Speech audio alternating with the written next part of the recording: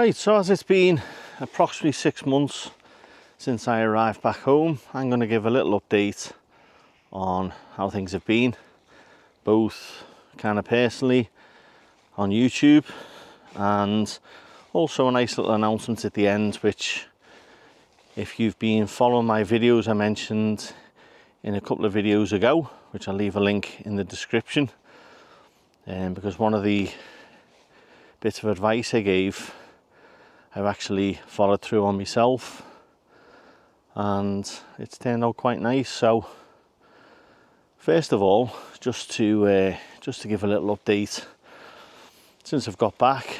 As you know, I arrived back home in May, and I've had to start out again from fresh, and it's been an interesting 6 months. It's been an interesting journey, ups and downs. Not everything goes to plan, but fortunately for me, there's been more ups than downs. There hasn't been too many things that's kind of sent me backwards. There's been challenges, but there hasn't been anything that's really caused me any too much grief. But when I got back, it was kind of the first things I had to do was obviously sort myself employment out. I was doing a lot of searching for things to keep me busy. I wasn't training when I got back. I was just doing a lot of walking and spending a lot of time in kind of like the local area where I live. But since then, or up to date, for now, I've got myself a car, so I'm able to get out and about. I've sorted myself a job out. I'm kind of building myself up a little again financially, which is kind of like the main area to, because obviously at the end of the day you still need the funds to get out and about. A couple of things,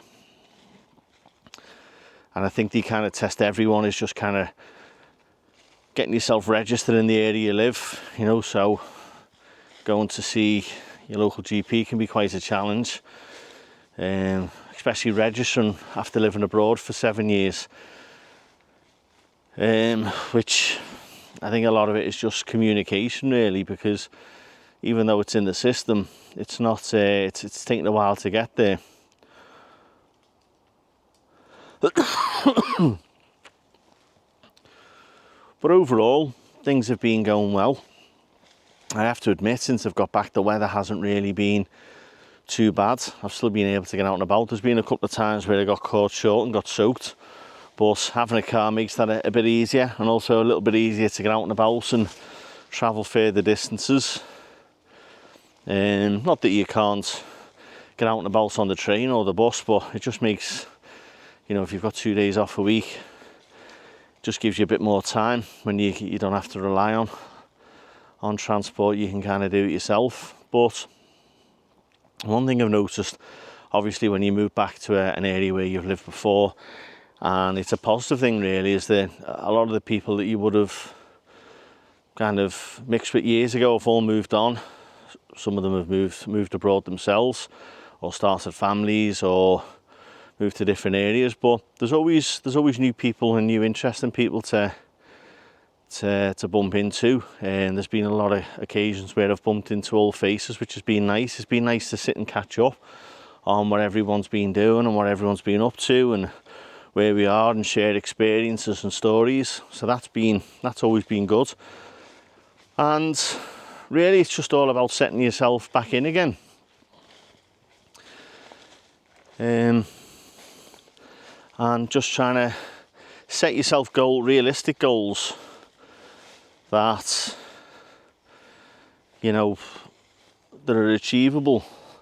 Obviously sometimes you don't always hit the mark, but you're not really under any pressure. There's been no circumstances where I've had too much of a setback. Obviously you have good and bad days. The bad days really are kind of utilising your time. I find if you're off for the weekend and you don't do anything, you kind of go to work on a Monday feeling feeling as if you haven't done anything, you've wasted that time. But if you have one thing set and you do it, a lot of my goals are really to just get out and about and go for a walk, or obviously you try and get your jobs done and little chores done during the week, so you can utilize that weekend time a little bit more. So that's always a positive. But sometimes it doesn't happen. Sometimes you end up in a situation where you've had to sit in, or you're waiting for something, which can frustrate you a little bit. But I always have a good book to back myself up, to read. And obviously you've got family who are abroad you can keep in contact with, have a chat with if you need to. And you've got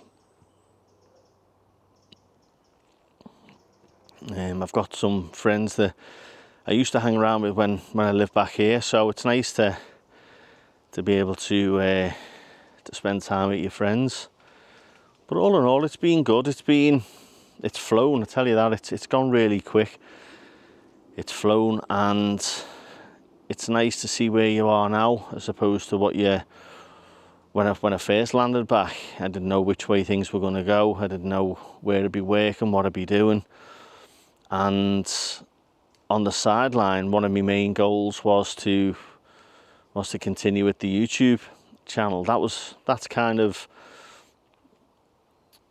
the main track of what I want to do. So it's nice that I've been able to carry on doing that. Although again, that's been a challenge in itself, but it's been a good challenge, because you're constantly finding ways to adapt. You've learned new skills and how to apply them, contacting other YouTubers who have got small channels. Even some of the bigger channels have been very helpful with information. Trying not to get too bogged down with too much information, which can lead you off the path. I'm actually very lucky, because I've got a friend who is basically, he's like a tugboat sort of thing, knocking a ship back on course, because he'll critique anything I've done in a positive way, and where some of my videos were kind of going a little bit away from what I wanted to do, he was there to knock me back on course. So it's nice to have that, and it's nice to see from people looking at your channel from another perspective, to say, have you tried that, have you done this? If you notice my channel, I've also tried to incorporate a couple of shorts, which I'm learning. There's different websites out there, or you can do them yourself to help you, but it's all good. It's all a huge learning curve going on to the YouTube channel. I did, not long after I arrived back, I did a video which was the first video I did where it got 5,000 views, and it took me over up to 140 odd subscribers, which was really impressive and really good. But the main thing, and what I've learned from myself and off others, is, because that video's done really well, is don't rush to just get another one up there. Do another one when you've got the material or the content to put up, instead of just rushing it and firing out many videos, because that's where I found I was starting to lose track. I thought if I had to do 2 videos a week or 1 video a week, you kind of lose a little bit of focus. And then you've got obviously friends aside to say, well, try this, try that, and steer you back on course. And then obviously when I had the conversation with a friend, and he said, try this is what worked, and this is what people liked in one video, and then I did it, and I got 12,000 views, and to this date, recording this now, I'm sitting on 483 subscribers, which is really feels good. I'm very grateful that people have watched the video and subscribed, and it makes you feel as if, from my point of view, because every YouTuber is different. Every YouTuber has a different view looking at the channel. Some people focus on the technical aspect of doing YouTube. Some people have a certain hobby they want to showcase. There's solo YouTubers like me that just has minimal gear and kind of specific time in which to do it. So everyone is different, and the best thing is just to try and get comfortable with how you want to present your videos, which is I find the main thing. But not to just fire up a video because you think, right, it's Sunday, I've got to do a video. Do a video when you feel it's right. And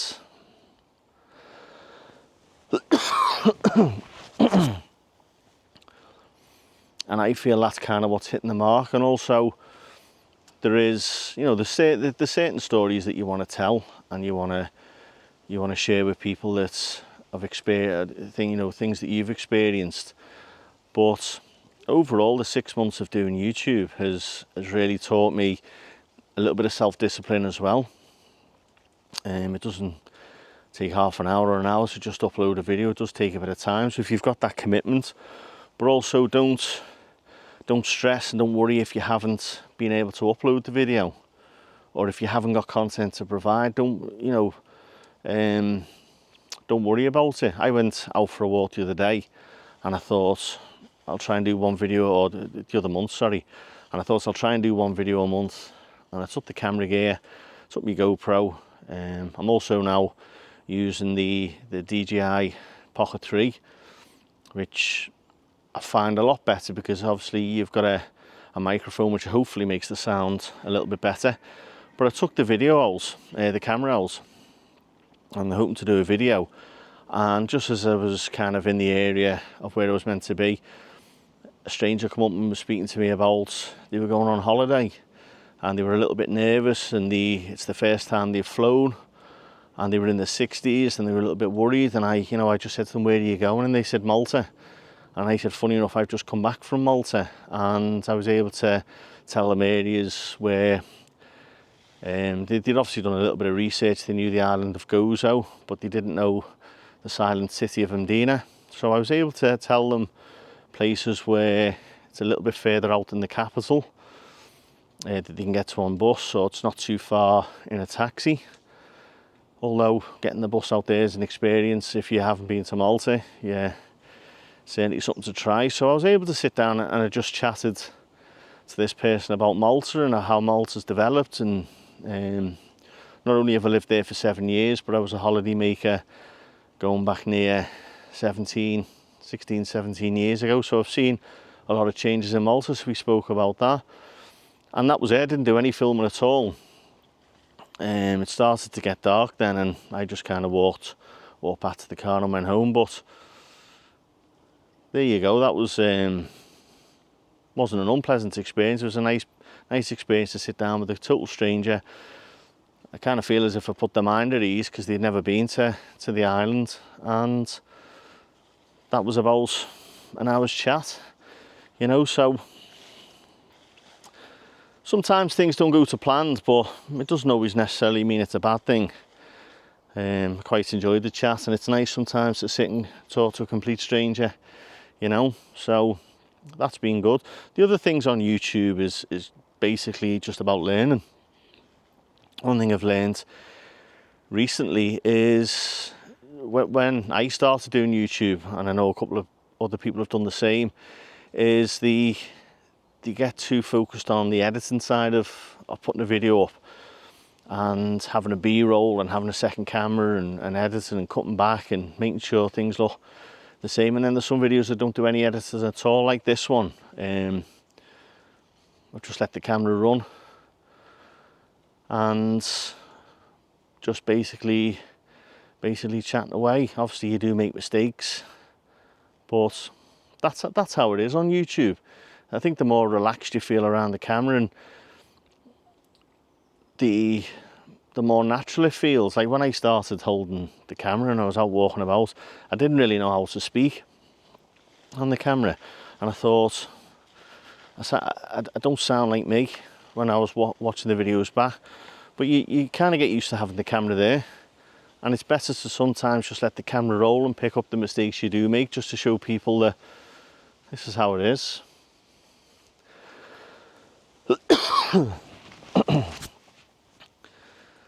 but it has been enjoyable. Now, the bit of news that I wanted to share with people is in the video that I did a couple of weeks back, I was telling people about if you're starting to get in life, or if you want your life to change, or if you want to do something different in life, one of the best things I found is learning a brand new skill. And the two I spoke of was a group called Toastmasters, which I've looked in this area. I think the nearest one is 13-14 miles away. There used to be one in the town, but it's not running anymore. So there's an opportunity if anyone's watching and they want to open up a Toastmasters in this area, go for it. But the other one was to join a drama group, a travelling drama group that picks a play, rehearses it for a good couple of months and then takes it on the road. And I actually bumped into the brother of a director that I knew. I knew the brother years ago from working in the gym, and we spoke about the old days, and I asked him how his brother was getting on. He said, oh, he's still heavily into the drama and taking shows on the road. So I contacted him, and that's what I'm going to be doing. So at the moment, we're just in the process of having meetings and finding out what everyone's time availability is, and what everyone's commitment is, what people can and can't do. I started out years ago just working backstage and travelling with the set. So you basically turn up the night before, you get the measurements and the feel of how the stage is, and then obviously the next morning you put up the set and do the performance that night. So that's kind of the role I'm kind of going in for at the minute, but it is a huge cast for a small play sort of thing. So there will be certain parts there available for me. I've also agreed with the director to kind of document the stages of rehearsals right from the beginning, right up to basically the final day, which he has agreed with. So that's something I'm really looking forward to, because it's nice to start. Obviously, I'm meeting a new group. I knew of the group years ago when I was travelling, but I haven't worked with them before. And I know of the director. I met him once when we were on the road in a place called Ballyshannon. A lovely fella he is. And to be there right at the start instead of coming in halfway through is a plus and a bonus. So I'll be just documenting the journey really of the rehearsals right up to the main event. There'll be different venues across Ireland that we'll be performing in. There'll be obviously different challenges within that group as well, because it's quite a complex play. I'm not going to tell you what it is. You'll have to keep watching, and that's leads me up to, if you want to see the progress of how obviously the YouTube is developing, also how life on the road with the drama group is, hit the subscribe button. Follow me along the journey. Obviously, I don't know what the main role I'll be playing. I've offered my services to help backstage, because I know there's a lot of hard work involved there. It's a lot of heavy lifting, a lot of commitments, driving and travelling up and down the country, which is what I enjoy doing as well, because it also allows you to sit back and watch the main performers develop their character, get used to the character, learn the movement, and then hopefully, you never know, jump on stage as a performer myself, because as I say, this is quite a large cast, quite a few of the main roles, but there is a lot of small parts on it. So I've opened myself up to do that, which is something I'm really looking forward to. I think the first show is in the end of February. So as I say, I'll be documenting my journey along that way as well, which is something extra to add to the channel, because it's nice to do something different and to show, instead of just walking around with the camera. It's actually nice to show what I'll be doing along that route. And obviously I've still got a job to do, 9 to 5 as well, but that's how I like spending my time, doing something completely different from the job you're doing, and it creates a nice balance, which I'm really looking forward to. There'll be a couple of rehearsals coming up to the Christmas period and just after New Year, and then normally before you set off on the road you'll do a couple of performances locally just to get a feel for the player, how long it takes you to build the set.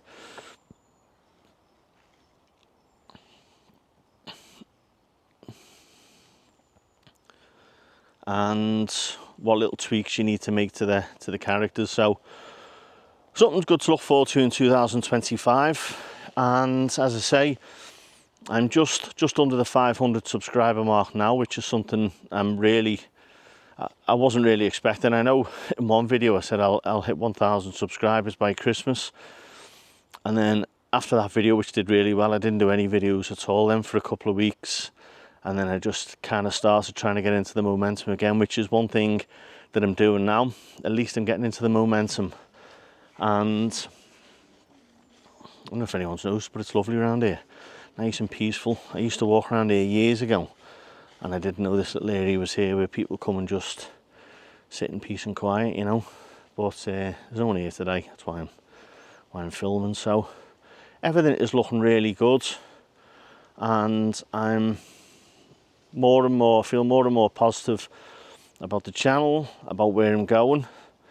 And again, I just want to thank everyone who has subscribed and has commented as well, because it gives me a feel of the direction where I need to be going. I'm listening to all your comments.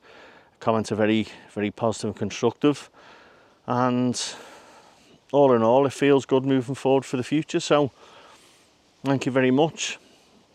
So I'll leave it there today, and I will keep you updated on the drama, and also any developments that happens both personally with YouTube and on the road. Okay, so enjoy your day. Thanks for watching, and I shall see you very soon.